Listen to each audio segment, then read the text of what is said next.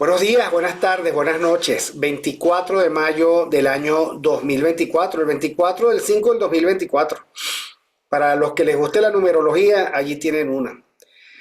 Bienvenido, aquí se habla libertad en un nuevo episodio arrimados al Mingo TV, el canal de YouTube de José Domingo Blanco y Erika Mendoza Tobar. A José Domingo Blanco lo consiguen en X como @Mingo piso 1. Y a Erika Mendoza la consiguen como @Ementov en Instagram, donde ellos informan y colocan segmentos del programa. Los consiguen como @Mingo TV y @Erika Mentov. Al profesor Daniel Laud, mi compañero de todos los viernes, lo consiguen como @Daniel Laud con H intercalada, Daniel Laud, y a mí como @BJMC. Gracias a la producción ejecutiva de Catherine Manzano, sale este programa tal y como ustedes lo ven. Recuerden suscribirse al canal, recuerden darle like al programa, recuerden tocar la campanita, apretar la campanita de tal manera que estén atentos y estén advertidos de las próximas emisiones de este canal Mingo TV. Bueno, como todos los viernes, un poquito de economía, un poquito de historia, un poquito de situación socioeconómica del país. Lo cierto es, profesor Laud, que los empresarios han recibido un balde de agua fría con esa nueva ley que ya habíamos comentado, ¿no? De pensiones, y jubilaciones, porque al final los tasan con un 9%, que me imagino que es un 9% del salario. De inmediato los patronos salieron a decir, bueno, si tenía yo la expectativa de aumentarle el salario a los trabajadores y el cesta ticket y todo ese cuento, pues eso ha quedado postergado indefinidamente. Entonces, bueno, esa es la primera noticia, ¿no? En un país que no termina de arrancar, el régimen quiere resolver un problema estructural a través de una ley que consultó poco, si es que consultó, y que en los otros países este tipo de problemas son producto de una muy razonable discusión, diálogo, debate y formulación de consenso entre todos los interesados, porque al final no es una medida que sea para hoy, es, digamos, la apuesta para mantener lo más oneroso de todos nuestros países, que es precisamente nuestro sistema de pensiones y jubilaciones. Eso nunca se deja de discutir, entre otras cosas, en el marco de a qué edad comenzamos a pagar las pensiones y las jubilaciones y qué otro tipo de beneficios pudieran tener las personas que llegan a la edad de jubilación. Bueno, eso está en este momento planteándose en el país. No sé si usted puede elaborar, profesor, alguna opinión al respecto. Sí, bueno, fíjate, nosotros habíamos comentado cuando se aprobó la ley, porque lo hablamos directamente con la ley emitida en Gaceta, de que la contribución a la cual iban a someter a las empresas llegaba hasta 15%, ¿no? Y bueno, a mí me pareció muy curioso que al final la colocaron en 9, ¿no?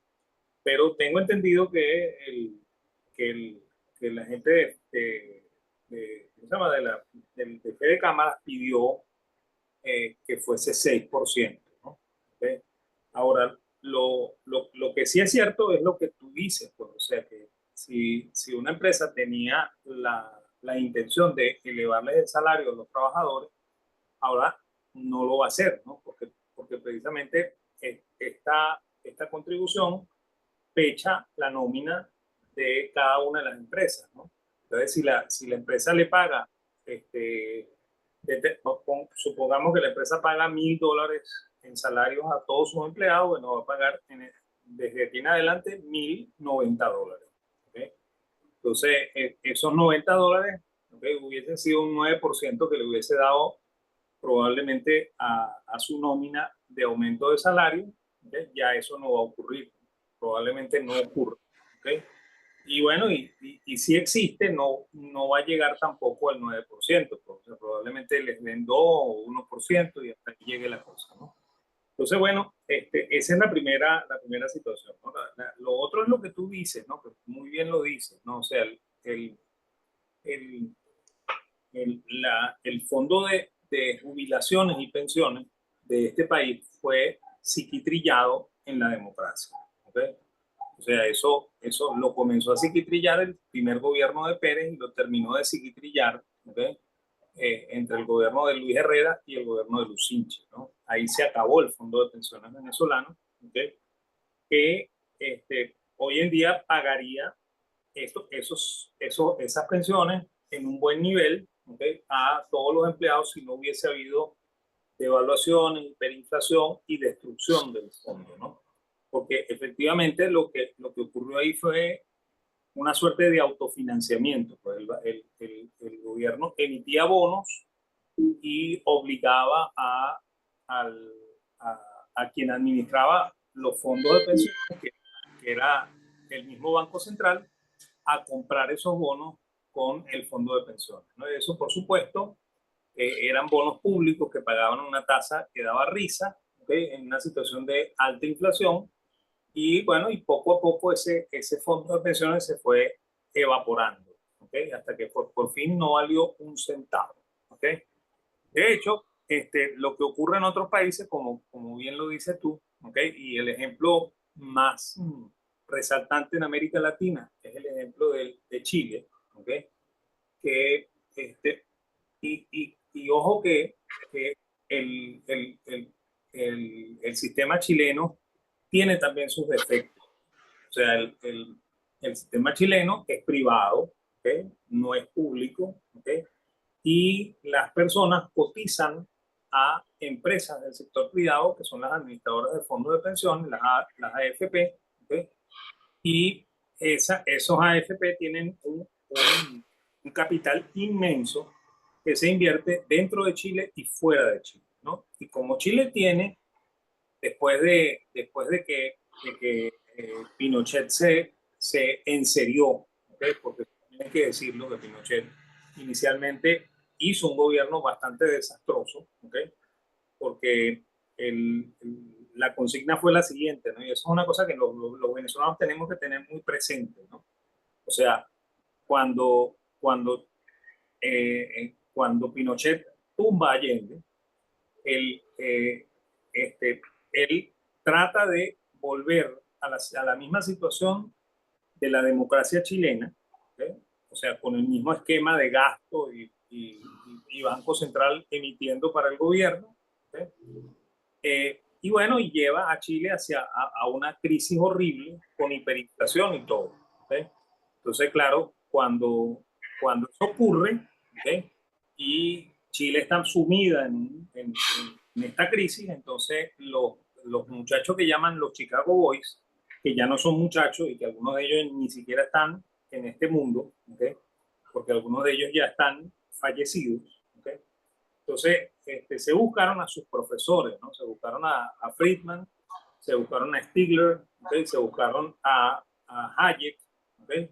Y los invitaron a Chile, ¿okay? Ellos pagaron los pasajes, trajeron a todas las celebridades de la Universidad de Chicago para hacer unas conferencias en la cual se le explicó a los chilenos cómo se resolvía ese problema que ellos tenían, que era una inflación monstruosa, muy parecida a la nuestra, no tan grave como la nuestra, pero bastante parecida. ¿Okay? Y bueno, incluso Friedman dijo que eso no se solucionaba con pañitos de agua caliente, que había que hacer un programa de shock. ¿Okay? Y efectivamente los Chicago Boys, que son estos muchachos, hicieron ese programa de shock. ¿Okay? Ahí corren un montón de rumores, ¿no? O sea, siempre se dice que Hayek y que Friedman eran los asesores de Pinochet, lo cual es falso. ¿Okay? O sea, Hayek y Friedman no fueron asesores de Pinochet. ¿Okay? Estos muchachos sí fueron los que ejecutaron ese plan y ahí ocurrió una cosa muy parecida a la que ocurrió en el gobierno de Menem con Domingo Cavallo, ¿no?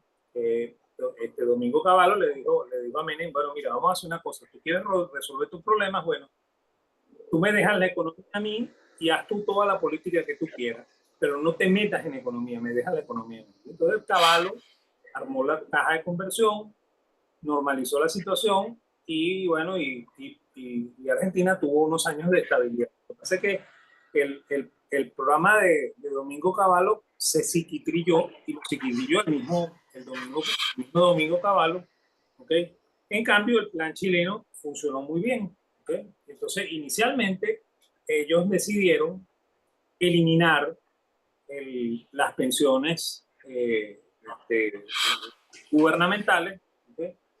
Dejaron pensiones gubernamentales para quienes ya estaban jubilados, ¿okay? Y para quienes ya iban a entrar próximamente en el sistema de jubilaciones.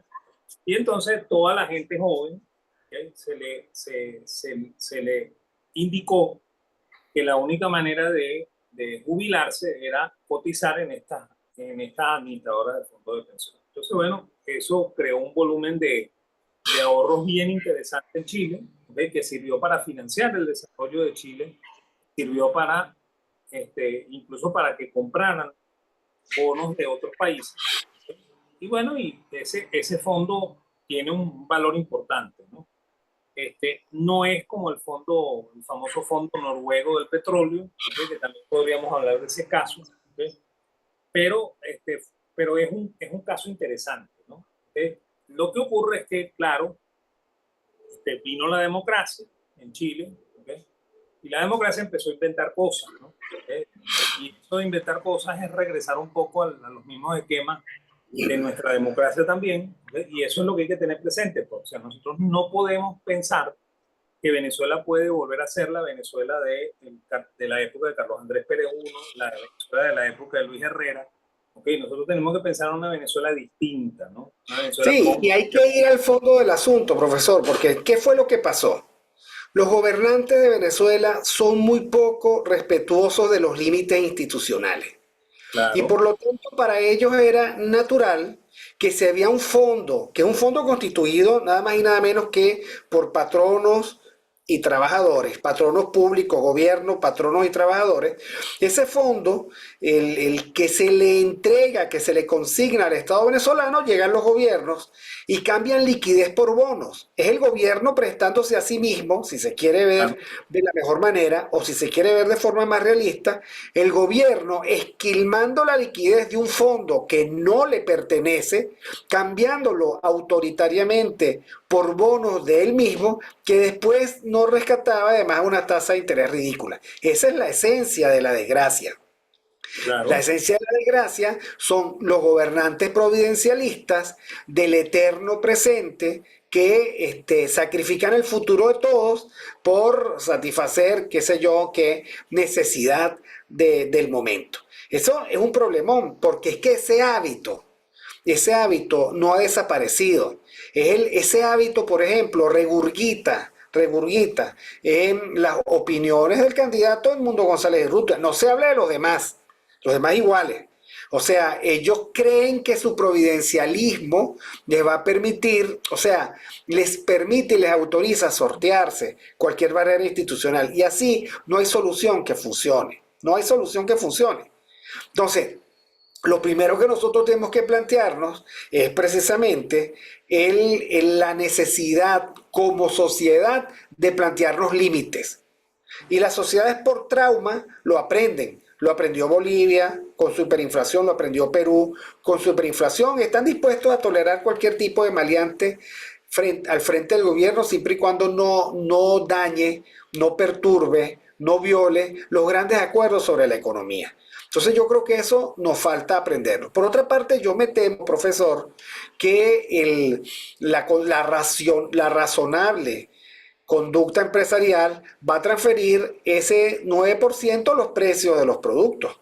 Claro. Siempre hay gente que dice, bueno, pero es que ese 9% no puede transferirse directamente al precio de los productos porque ese bla, bla, bla, es verdad. Pero digamos que los empresarios van a decir, bueno, tengo que pagar 9% más en esta tasa, entonces yo incremento el precio de mis bienes o servicios porque el gobierno me lo impone así. Entonces vamos a tener más presión inflacionaria, sin duda, ¿no? Que se va a comer ese fondo en bolívares y entonces esto es digamos, una pesadilla interminable, porque le pones plata, hacen inflación, la inflación se come el fondo y así no vamos a ningún lado. Bueno, y ese es el resultado del providencialismo que dices tú, pues. O sea, que la gente, los gobernantes creen, no, eso se arregla muy fácil, inventamos el dinero y lo pagamos, ¿no? ¿Sí? Pero tú inventas el dinero y estás creando inflación. ¿ok? Entonces, irremediablemente estás destruyendo lo que tú mismo hiciste, ¿ok? O lo que trataste de hacer con una ley, ¿ok?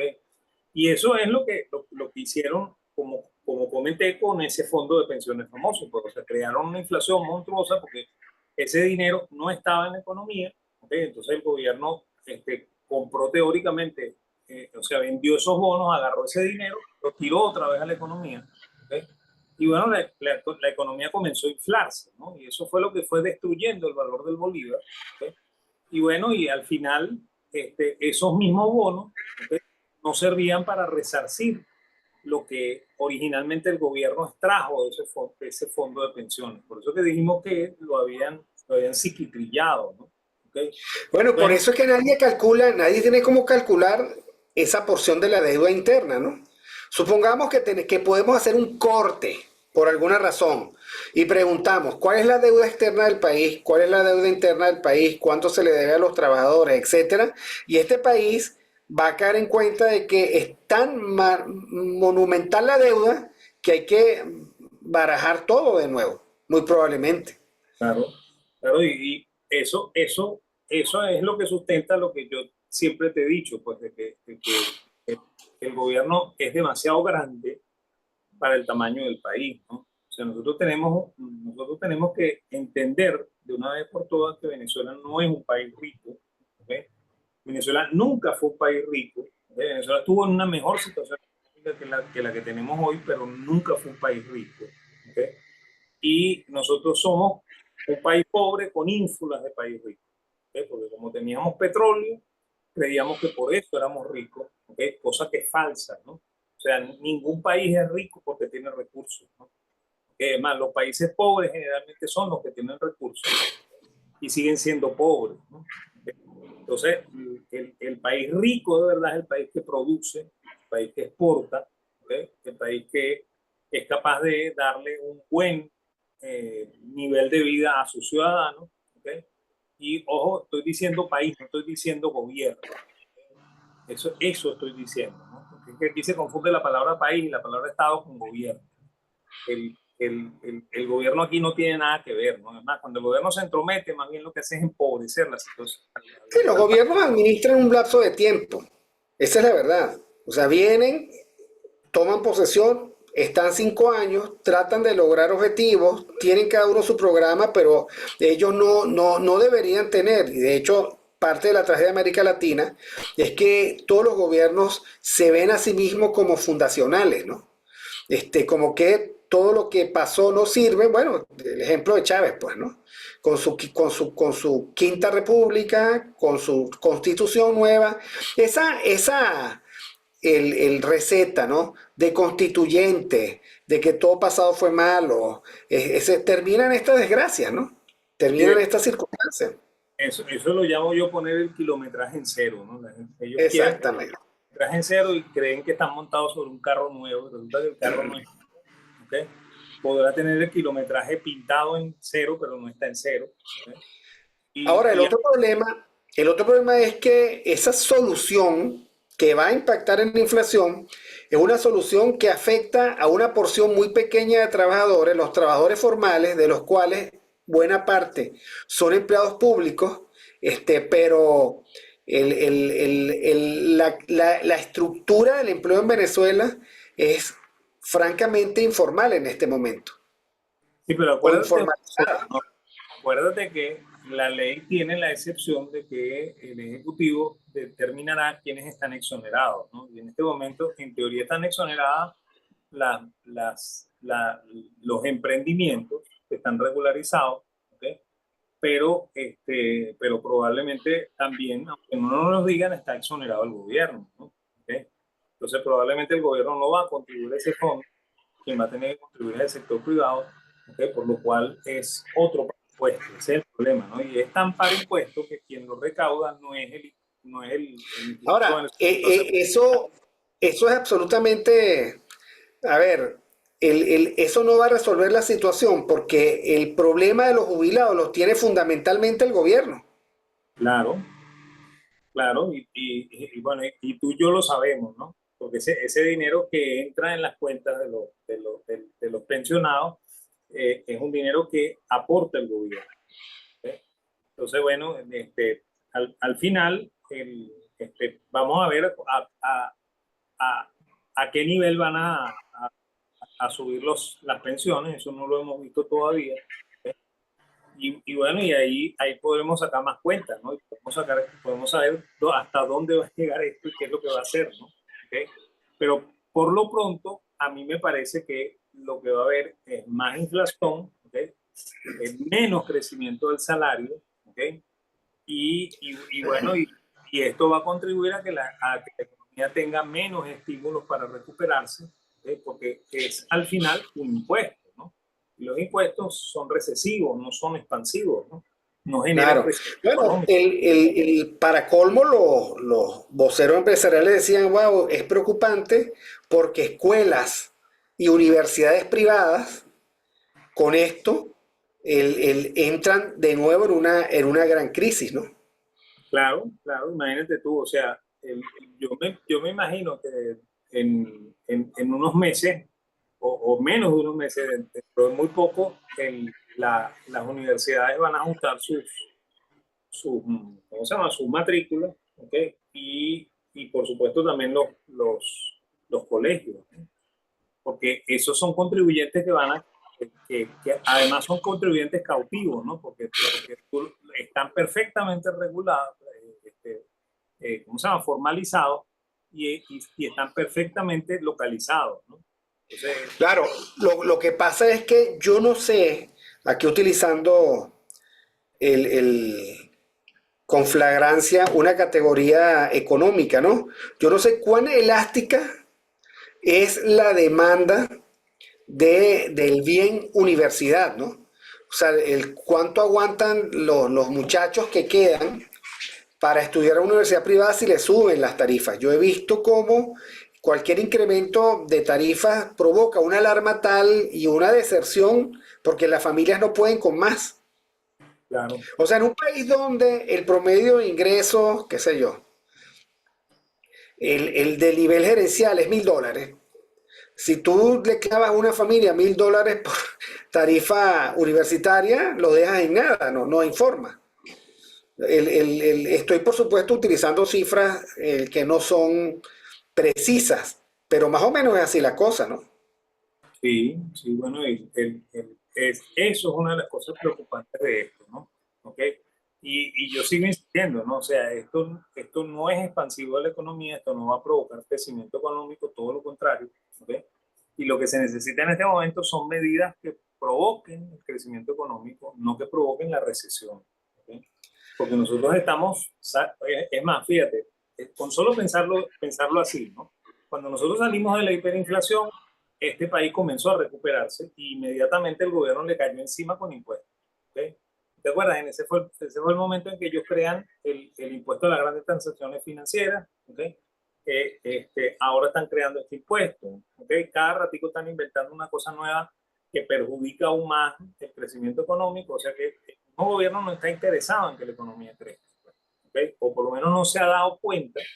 Yo esa sí la pongo en duda. Yo creo que ellos se dan cuenta perfectamente de lo que están haciendo, de que todas esas cosas que ellos hacen, lo que hacen es contribuir a que la economía no se recupere. ¿Okay? Y esa es la razón por la cual cada vez la gente se queja más de que el dinero no le alcanza, cada vez la gente se queja más de que la situación está mala. ¿Okay? Y bueno, y lo que sí es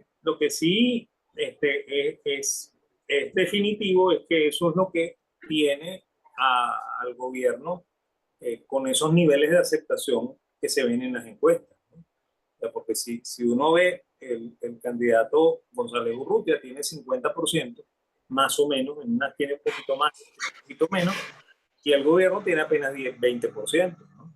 O sea, técnicamente este señor, que era un desconocido, tiene 2 veces y media lo que tiene el gobierno, ¿no? Sí, sí, bueno, yo creo que a veces yo me pregunto el sentido de realidad del régimen, ¿no? Porque si uno lo ve desde el punto de vista de lo económico, la verdad es que no ve la jugada. Yo escribía la mañana de ayer que qué mal señal da el régimen cuando cierra un expendio de empanadas porque por allí pasó María Corina. O sea, Sí, cierra un expendio de empanadas, qué sé yo, de carretera, el emprendimiento de dos señoras. ¿Y qué van a hacer? Por allí se paró María Corina, no fue que ellas la invitaron, ni siquiera, ¿no? La reciben bien por calidad de servicio al cliente, porque es una persona famosa. ¿Por qué no la van a recibir bien además? ¿Por qué no? Y luego entonces, hotel donde se queda María Corina, hotel que cierran. Bongo que remonta el Arauca con María Corina, bongo que confiscan. Lancha, eso no tiene ningún sentido porque es la negación del concepto de derecho de propiedad, y sin derecho de propiedad garantizado no hay reactivación económica posible. Entonces, con la economía no la ven, yo no veo que la vean, a menos que ellos digan, bueno, es que en este país dos raseros, el rasero de nuestra economía revolucionaria, que no tiene ningún límite ni ningún tipo de supervisión formal, quién sabe si otra, y la economía de los demás, que es una economía sometida y domesticada para que no crezca. Desde el punto de vista de lo electoral, yo creo que ellos tienen que estar absolutamente convencidos de que ellos son la versión política más impopular del país y que eso no lo van a resolver. ¿Cómo van a resolver ellos las elecciones? No lo sé, pero con popularidad no es. Con popularidad no es. y bueno, por eso que mucha gente teme la trampa, ¿no? Claro, muy probablemente será que la cancha la harán a su imagen y semejanza, ¿no? A la medida de sus necesidades, la cancha de competición. Pero bueno, volvamos a lo económico. Tenemos eso y tenemos una medida propia de los socialismos duros, que es la regulación de las organizaciones no gubernamentales. Y allí, digamos, es una red de arrastre, allí entra todo, desde las más filantrópicas y más útiles, porque son el espacios que ocupan los privados, porque ni los públicos ni los demás se quieren ocupar, la atención a los menesterosos, atención nutricional a los pobres, qué sé yo, ¿no?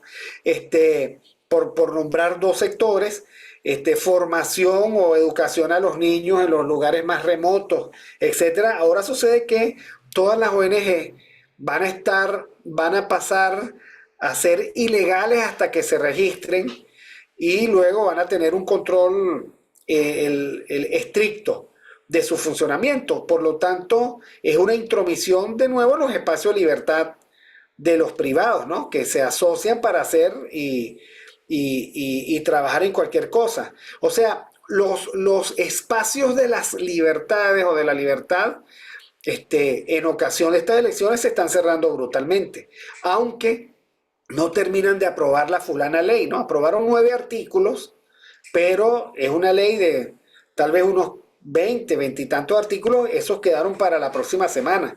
¿Por qué el régimen hizo eso?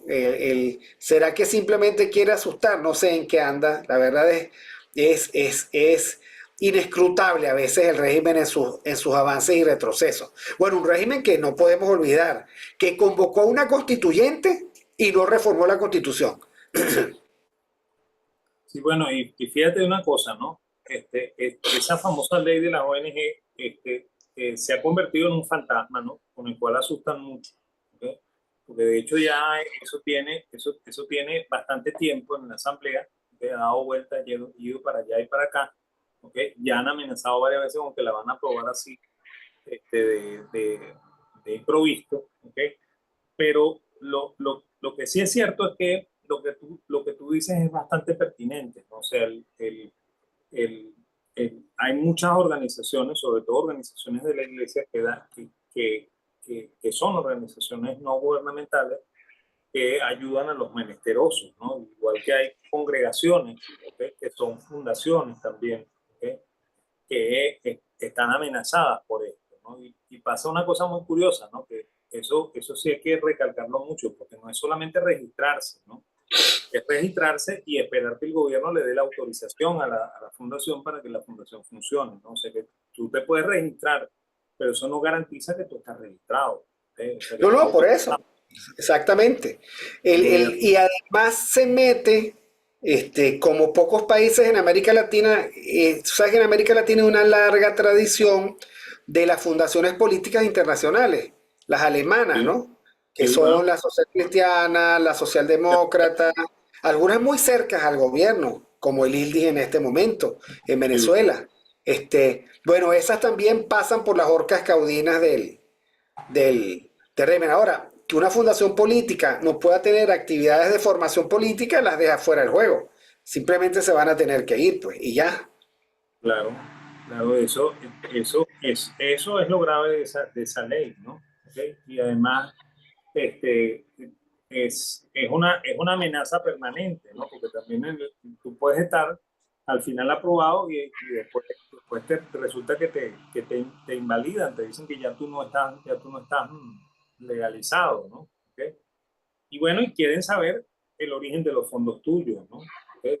Lo cual también es un peligro, ¿no? Porque el gobierno puede decir, ya va, pero ese fondo dámelos a mí y yo te los devuelvo, ¿no? ¿Ok?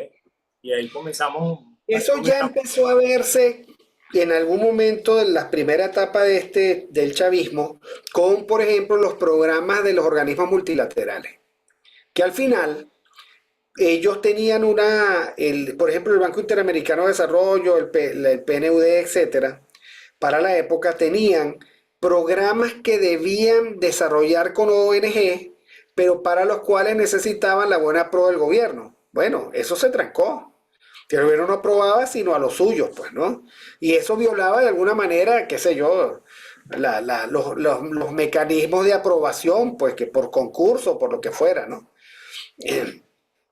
y Si un de- gobierno que tiene tantas falencias, hace una ley que va a obstaculizar la dimensión de ayuda y colaboración del sector privado, no con el gobierno, sino con el país. Con el bueno, país. bueno, y fíjate, de hecho, lo que tú comentas del inicio del gobierno, así fue como desapareció, por ejemplo, el famoso programa de alimentación, ¿ok? Y aparece, y también desaparece la fundación que manejaba la esposa de Carlos Andrés Pérez, de Bandecir, ¿ok? A decir, Que era era una ONG que donaba sillas de ruedas, ¿no? ¿Ok? Eso desapareció, ¿no? Entonces ya eso no existe, ¿no? ¿Ok? Y precisamente porque el gobierno se inmiscuyó ahí, pues empezó a decir, no, no, pero esto no puede ser así, tiene que ser así, y se acabó. ¿Ok? Entonces, esa es una cosa que nosotros tenemos que aprender, pues, o sea, nuestro gobierno en su afán borbónico, o sea, el tratar de abarcar mucho, ¿ok? Y por supuesto el que mucho abarca poco aprieta, ¿ok?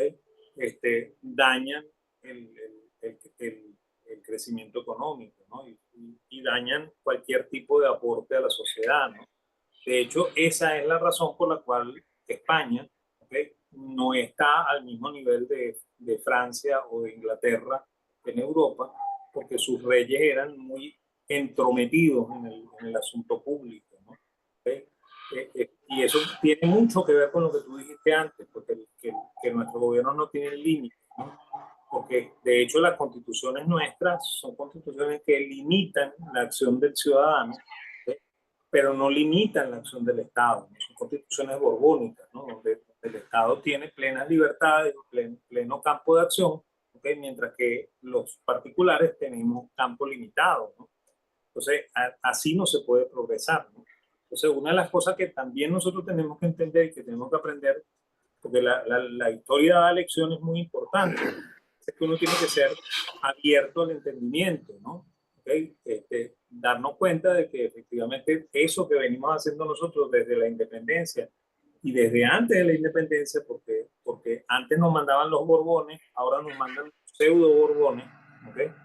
Es lo mismo, pues es el gobierno entrometiéndose en el sector privado, es el gobierno creando límites y restricciones, ¿okay?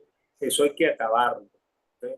Si eso no se acaba, pero es que habrá que nacer de nuevo, porque esto es, digamos, la lógica implícita de cualquiera que llegue al gobierno. El que llegue al gobierno dice, esto es mío, y yo como que el país le ha hecho un gran favor a los empresarios de ser empresarios. O sea, usted conoce, pero no lo voy a nombrar, al economista que fue el planificador del programa de gobierno de Enrique Capriles. Lo vi sentado con empresarios diciéndole, leyéndole la cartilla, pues.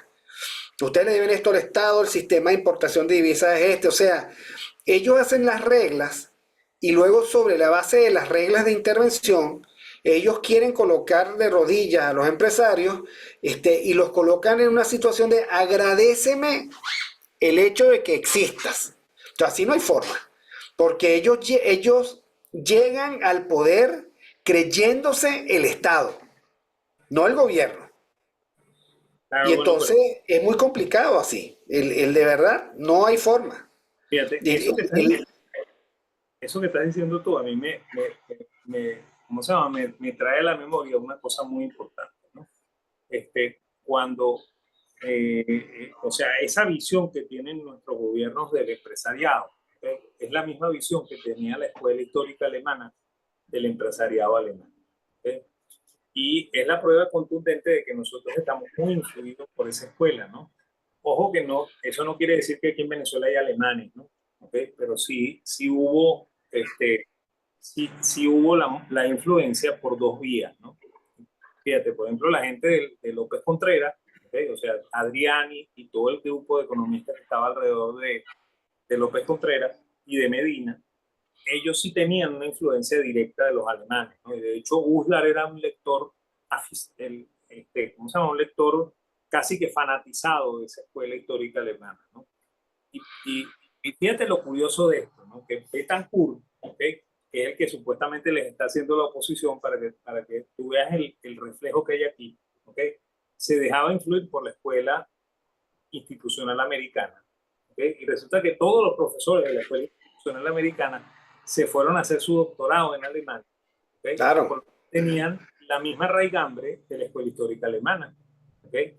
Entonces nosotros tenemos la influencia por los dos lados, ¿no? O sea, en los que en su momento ejercían el gobierno estaban influidos directo por la madre, que era la escuela histórica alemana, ¿okay? Y los que empezaron a hacer oposición y que terminaron montando el gobierno del trienio estaban influidos por la escuela institucional americana, que era hija de la escuela histórica alemana, ¿no? Y fíjate, cuando Pérez Jiménez tumba a los adecos, Pérez Jiménez se busca a los ministros muy parecidos a los de Gómez y a los de López y Medina, porque, porque, porque trató de armar un gobierno parecido al de ellos, ¿okay? Y bueno, y al final eso era otra vez la escuela histórica alemana, ¿no? Y cuando tú van a Pérez Jiménez, vuelven los adecos con la misma idea de la escuela institucional americana, ¿ok? Y bueno, ojo que eso no quiere decir que cuando llega Carlos Andrés Pérez y cambia ¿cómo se llama? La tónica del juego y dice que ahora es Keynes, ¿okay? Resulta que Keynes también está influido por la escuela histórica alemana, ¿okay? Por lo cual no salimos del mismo hueco, ¿no? O sea, por eso es que las políticas han sido siempre las mismas, ¿okay? Con otro nombre, ¿no? Así como la institucionalidad de Chávez, que es cambiarle el nombre a las cosas, ¿okay? Y dejarlas igualito de inservibles, ¿okay? Eso no sirve, ¿okay? O sea, nosotros tenemos que pensar en un mundo completamente distinto. Nosotros tenemos Totalmente. Y atrevernos a dar unos cuantos pasos atrás. O sea, no estar allí como gobierno. O sea, mire, yo recuerdo cuando yo era pequeño que las grandes discusiones por radio y por últimas noticias era que es el precio de la arepa. Pero de la arepa que vendían en las areperas. No de claro, la arepa que uno hacía. O sea, el gran debate en Caracas, subió la arepa a una puya, una locha, lo que fuera. sí, Este, apelando al gobierno para que regulara el precio de las arepas. Discusión que llegó hasta la época de Chávez, que hubo una regulación de las arepas con las que acabaron con las areperas. claro. Y ya no hay ya hay muy pocas areperas en Caracas porque ese es un negocio que habiendo sido regulado, como fue regulado, etcétera, pues perdió interés de mercado. Entonces, de parte del consumidor atreverse a ser un ciudadano informado y a tomar decisiones de yo compro, yo no compro, porque no me conviene, de unas empresas que solo exijan libertades de mercado y no anden tratando de ser gestores para recibir preferencia de parte de los gobiernos y un gobierno que no caiga en la tentación precisamente del intervencionismo y que diga, mira, la única ayuda que te voy a dar es libertad de mercado, reglas claras, coherentes y estables, punto.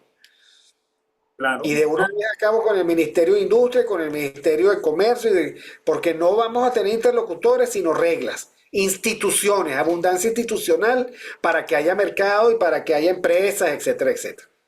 Mientras eso no pase, nosotros estamos fritos. Y claro, el país necesita de una docena de nuevos consensos. Consensos que va a significar que nos metamos la mano en el bolsillo todos. Por ejemplo, ¿qué haremos con las pensiones y las jubilaciones? Bueno, es una discusión de Estado, con todos, que no puede imponer el gobierno solo, porque no tiene ningún sentido. Una discusión de Estado, porque no puedes quebrar a las empresas, probablemente no tenga sentido dejar a los jubilados sin su jubilación.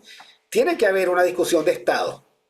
Por ejemplo, en Panamá, profesor, los jubilados y los que tenemos cara de jubilados, como yo, contamos con el 20% de descuento en todo. Uno se sienta en un restaurante y a uno le descuentan por jubilado el 20%. Bueno, esa es una discusión, ese es un consenso del país. Nadie, la regla del juego dice, reclama tu rebaja que te la tienen que dar, pero yo, por supuesto, nunca andaba en eso de reclamarla, pero me la daban. Entonces, es por eso es que es un consenso, nadie se siente obligado. Ya eso está insertado en la práctica ciudadana. Entonces, tenemos que construir consensos sobre qué hacer con nuestros jubilados luego de 25 años de devastación institucional. claro. Yo recuerdo a Miquel Leviana que decía, y ojo que Miquel Leviana, que en paz descanse, me lo dijo en el 2005, 6, 7. Él decía, mira, si alguna vez este gobierno sale, que los de PDVSA no crean que pueden volver por su PDVSA antigua, porque esa experiencia se destruyó. Bueno, como dice el profesor Laud, no podemos volver a un país que pasó. Tenemos que asumir el país que nos dejan empobrecido, arruinado, devastado institucionalmente, que tiene mucho que hacer para lograr un mínimo y que además es un país pobre, no rico, pobre, de los más pobres del hemisferio.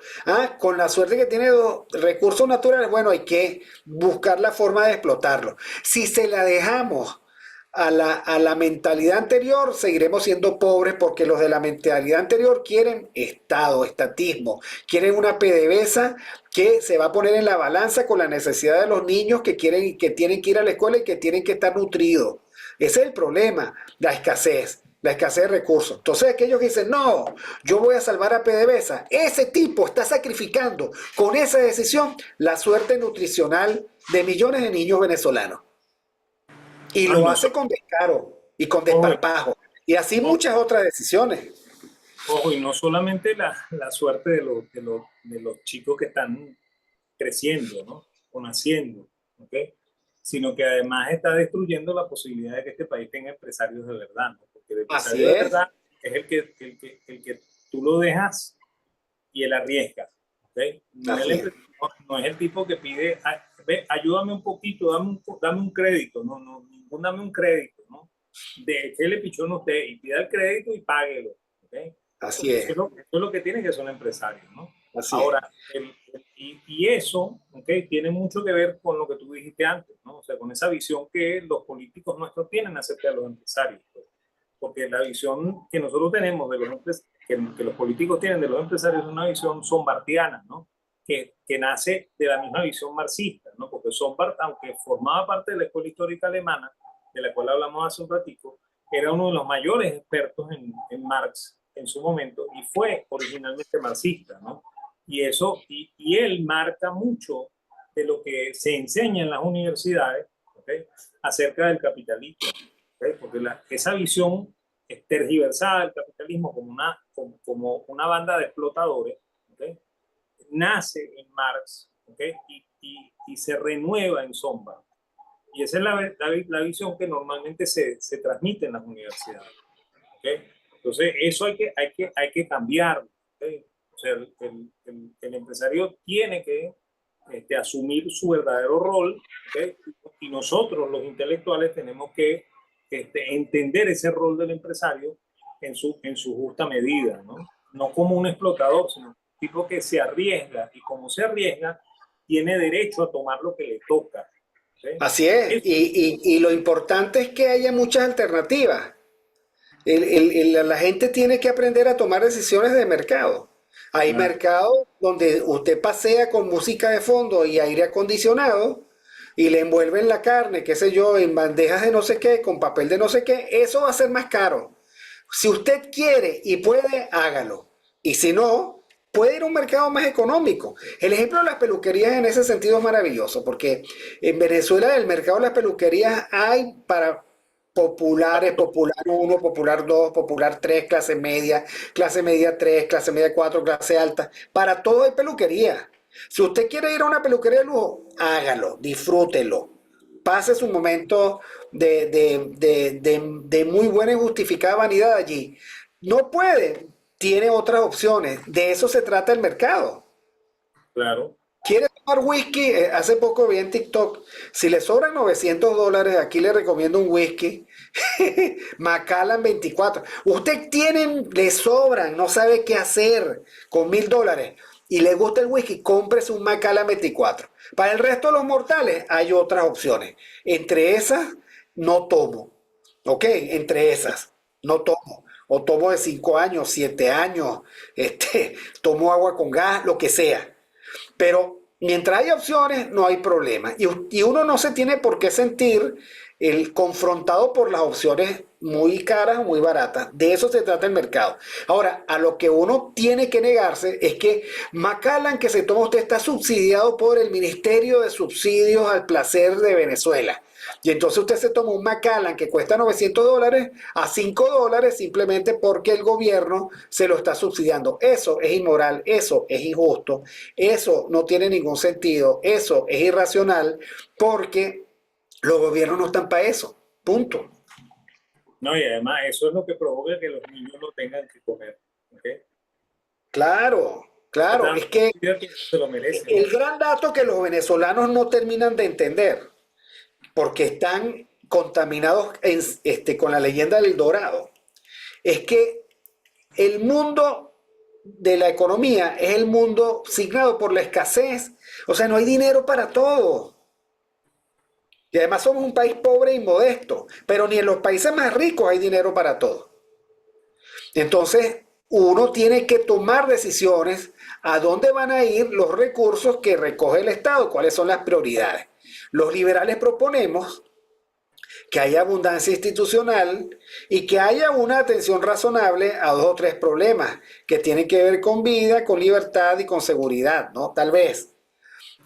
Yo creo que hay que estar abierto a la discusión. Yo creo que en una circunstancia de transición uno tiene que resolver hasta que se resuelva y hasta que se nivelen los problemas de desnutrición de nuestros niños. Uno tiene que resolver el colapso educativo. Uno tiene que meterle el diente al nuevo modelo de negocio de las universidades. Uno tiene que resolver el problema de la salud. Resolver no significa de nuevo apropiarnos del problema y resolverlo solos, darle alguna salida. El profesor Canova, por ejemplo, anda dándole vueltas a la opción pues, de las iniciativas de mercado que se dan en los sectores populares para atender el problema de la educación que ya no existe para los niños. Los pequeños colegios privados, pequeñitos, una señora que en una sala tiene a 10 niños y los atiende. Claro que tiene que cobrar por eso, claro que tiene que cobrar. ¿Okay? Así como nosotros, padres y madres de niños que a veces les cuesta la matemática, casi que al mismo maestro de la escuela le tenemos que pagar tanto la hora para que enseñe al niño. Si no al mismo maestro, por razones de conflicto de interés, a uno similar. Pero eso ocurre. Ah, pagas por fuera lo que no quieres pagar en el sistema. Eso no tiene sentido. Entonces, bueno, la verdad es que el país no nos lo van a arreglar. Nosotros tenemos que arreglarnos para poder entender el país que vamos a recibir, si es que lo recibimos, o para poder exigir un país que mínimamente funciona si todavía no nos los quieren entregar, ¿no? Claro, claro, claro. Y eso está eso está más que casado con la idea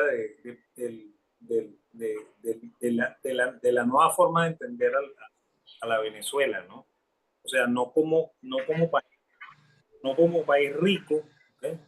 Sino como país pobre, ¿ok? Que tiene que arreglársela, ¿no? ¿Ok? Eso es una lección importante que los venezolanos tenemos que entender, ¿no? Y quitarnos de la cabeza esa idea tonta de que este país es muy rico y la cosa no alcanza porque alguien se lo está robando, ¿no? Eso es una teoría conspirativa que no funciona, ¿ok? Que no es real, ¿ok? Todos los No, países, funciona para montar un Chávez, pero no claro, funciona para que funcione el país, para que opere bien un país.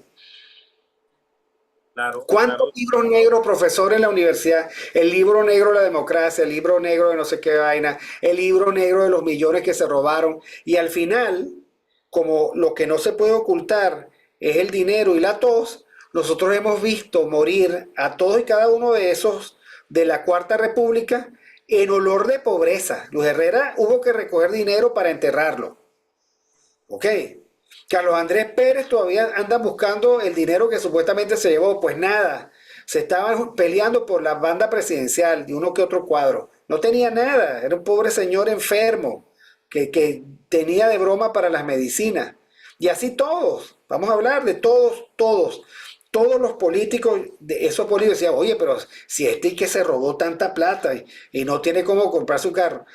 Es que todo eso fue una gran conspiración de la izquierda conspirativa para el dañar la reputación de nuestra democracia y bueno, colocarnos en la circunstancia de repudiar eso y aventurarnos a otra cosa. Bueno, ahora se hablan por miles de millones de dólares que dicen que se roban, pero que tampoco uno los ve con mucho esfuerzo de conseguirlo, ¿no? no, Denuncian que se lo llegan, pero yo no veo, digamos, un gran esfuerzo. Y por otra parte, lo que sí es verdad es que la nueva clase política supuestamente democrática que ha estado en estos últimos 25 años, la verdad es que tiene, desde mi punto de vista, y esto no me compromete sino a mí, oye, tiene serios déficits de integridad. La verdad es que tampoco logran explicar cómo es que viven, ¿no? Cómo es que viven. y Y cómo bueno, quieren tampoco. bueno, eso que dices es perfectamente cierto, ¿no? O sea, ¿cómo se llama? La integridad moral de los jóvenes políticos no es la mejor de este mundo, ¿no? Es muy contrario a lo que antes se veía, ¿no? Yo siempre comento en las clases que la gente habla mal de los políticos y yo soy testigo porque lo sé, ¿ok? Que cuando Betancourt viajaba, ¿ok? Él se llevaba a su esposa, a la esposa oficial, porque él no se divorció de la señora Valverde, sino hasta después de la presidencia. Después se casó con, Con René Harman. con René Harman, ¿okay? Pero él pagaba el pasaje de la primera dama, ¿okay? De su bolsillo. ¿Okay? Y yo lo sé porque el que le vendía los pasajes era un señor muy amigo de mi papá que tenía una agencia de viajes en el mismo bloque en el silencio en el cual mi papá tenía negocio, el señor Andari. ¿Okay? Él era el que le vendía los pasajes a crédito a Betancourt y Betancourt los pagaba, ¿no? ¿Okay? Y Betancourt viajaba en avión de línea, ¿no? No viajaba en avión presidencial como viajan nuestros presidentes, ¿no? ¿Okay? Eso es Claro. una cosa que hay que rescatar, ¿no? La otra cosa Claro, que, Milei, por ejemplo, viaja en avión de línea. la Y cosa, hasta ahora, fíjate, la otra cosa que hay que rescatar, y eso también yo me acuerdo, ¿okay? Y puedo dar fe de eso, es que los presidentes se paraban en los semáforos, ¿okay? A esperar que la luz cambiara, ¿okay? Yo me acuerdo de niño, yo tenía apenas 5 o 6 años, ¿okay? Que al lado se paró la carroza presidencial y mi papá me dijo que ese era el presidente, ¿no? Y yo saludé y me saludó un señor que después yo me acuerdo, ¿okay? Que era Raúl Leoni, ¿okay? Entonces, eso hay que rescatarlo, ¿no? También hay una anécdota muy famosa en la cual un policía que se llama Pascasio, ¿okay? Vascacio Mata. Y él era el que dirigía el tránsito en la esquina de la Sociedad, ¿okay? Detuvo el carro de Luis Herrera Campín, no lo dejó pasar con la luz roja, ¿okay? Y Luis Herrera Campín era presidente de la República, ¿no? Entonces, esas son cosas que hay que rescatar, cosas que son bien importantes de nuestro pasado, ¿okay? Y que nos demuestran que este país fue una cosa muy diferente a la que vivimos hoy, ¿no? Y bueno, Cuando nos endiosamos, nos fregamos, claro, porque entramos en un carnaval del cual no hemos podido salir. claro. Y bueno, Y también habría que revisar el tema militar. Un país pobre no tiene un ejército tan grande. no, Y y además es un ejército que es totalmente innecesario, porque si Venezuela no ha entrado en conflicto con ningún país en 200 años, ¿okay? Entonces hay que repensar, ¿okay? La situación de tener un ejército, ¿no? Porque un así es. ejército, No, y repensar cuáles son los conflictos que tenemos, que son conflictos más bien de alta policía, ¿no? Que claro, si el narcotráfico, que si las bandas organizadas, que si alguna guerrilla que no es nuestra, sino que fue importada, en fin, ¿no? Y en todo caso, tener cuerpos de élite, etcétera. No es que Panamá, por ejemplo, no tiene militares. no, y ¿cómo se llama? República Dominicana tampoco, ¿okay? Y Exacto. Costa Rica Costa tampoco. Rica tampoco. ¿Okay? Lo que tienen son policías de alta, ¿cómo se llama? De alta calidad, ¿no? O sea, Así porque es. efectivamente hacen su trabajo de policía, ¿okay? No trabajo militar, ¿okay? Porque eso es lo que hace falta de verdad en una sociedad, pues una sociedad, en teoría, o una sociedad como la venezolana no debería entrar en conflicto con Colombia, ni debería entrar en conflicto con Brasil, ni entrar en conflicto con ninguna de las islas del Caribe, ¿okay? Y nosotros tendríamos que tener una policía muy bien preparada que evite, ¿okay? Que ocurran situaciones ilícitas en la frontera, ¿okay? Y que defienda la propiedad y la vida de la gente, ¿okay? Que eso es Es mucho más así. importante que cualquier otra cosa, ¿no? ¿Okay? Entonces, y eso es ese tipo de institucionalidad es la que hace falta en un país liberal, ¿okay? O sea, Así. no un ejército, sino una policía muy bien organizada que permita que mi patrimonio se respete y mi vida se respete. Es así. Bueno, nosotros tendremos que seguir reflexionando sobre esto porque vale la pena recordarles y recordarnos cuáles son nuestros verdaderos desafíos, porque a veces los perdemos de vista y a veces nos obnubilamos con la euforia del momento. Y allí es cuando nos agarran con la guardia baja y bueno, nos vuelven a meter todos los strikes que siempre nos han metido, la verdad. Aquí hay que ponerse serio y discutir el país y no recibir paquetes, discutir el país como ciudadanos y como ciudadanos que no tienen la mano extendida sino la cabeza abierta y el sentido de realidad muy despierto para poder dejarle algo a nuestros hijos y nietos. Por lo menos un proyecto del país, unas pinceladas de un país decente, austero, viable, sobre todo viable. Viable que ahorita no tenemos esa viabilidad. Bueno, profesor, muchísimas gracias. Recuerden seguir al profesor Daniel Laut con H intercalado, Daniel Laut con H intercalada en X. Y bueno, muchas gracias. Suscríbanse al canal, denle like al programa, discútanlo, promuévanlo, toquen la campanita y síganos como siempre en Aquí se habla libertad, arrimados al Mingo TV. Muchas gracias a todos. ¿Okay? Hasta luego.